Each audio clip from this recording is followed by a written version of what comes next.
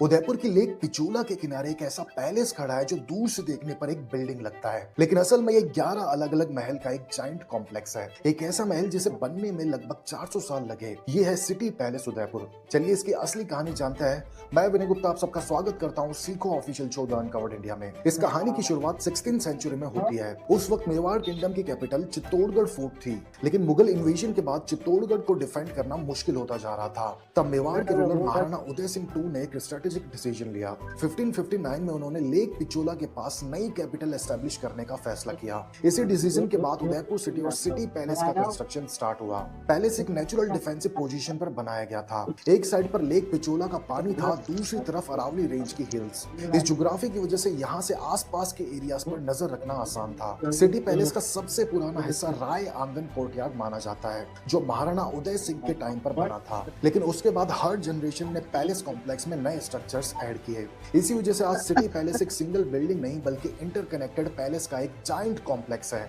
इस पैलेस का सामने का हिस्सा लगभग 801 फीट लंबा और करीब 100 फीट ऊंचा है। अंदर जाने पर पता चलता है कि ये एक मेज की तरह डिजाइन किया गया है। कॉरिडोर सीधे नहीं है बल्कि जिगजैग पैटर्न में बनाए गए हैं। ये डिजाइन जानबूझकर रखा गया ताकि अगर कोई एनिमी पैलेस के अंदर घुस भी जाए तो वो कंफ्यूज हो जाए। सिटी पैलेस कॉम्प्लेक्स में कई इंपॉर्टेंट रॉयल सेक्शंस हैं, जैसे शीश महल, मोती महल, कृष्णा विलास और अमर विलास। इसमें राजपूत आर्किटेक्चर के साथ मुगल और यूरोपियन डिजाइन एलिमेंट्स का भी इन्फ्लुएंस दिखता है। मार्बल, ग्रेनाइट, कलर्ड ग्लास और मिरर वर्क का एक्सटेंसिव यूज इस पैलेस को विजुअली यूनिक बनाता है। पैलेस के अंदर एक कोर्टयार्ड है जो सबसे ज्यादा फेमस है, मोर चौक। यहाँ वॉल पर ग्लास मोज़ेक से बने हुए 3 बड़े पिकॉक्स लगे हुए हैं। ये पिकॉक सिर्फ डेकोरेशन एग्जाम्पल माना जाता है। सिटी पैलेस के एंट्रेंस पर एक और इंटरेस्टिंग चीज मिलती है, ट्रिपोलिया गेट। यहाँ एक रॉयल रिचुअल परफॉर्म किया जाता था जिसे तुलादान कहा जाता था। इस रिचुअल में मेवाड़ के महाराणा को गोल्ड या सिल्वर के अगेंस्ट वे किया जाता था। फिर जितना वेट होता था उतना सोना या चांदी गरीबों में डिस्ट्रीब्यूट कर दिया जाता था। ये रिचुअल पावर और चैरिटी दोनों का सिंबल माना जाता था। पैलेस कॉम्प्लेक्स के अंदर एक एरिया ऐसा भी था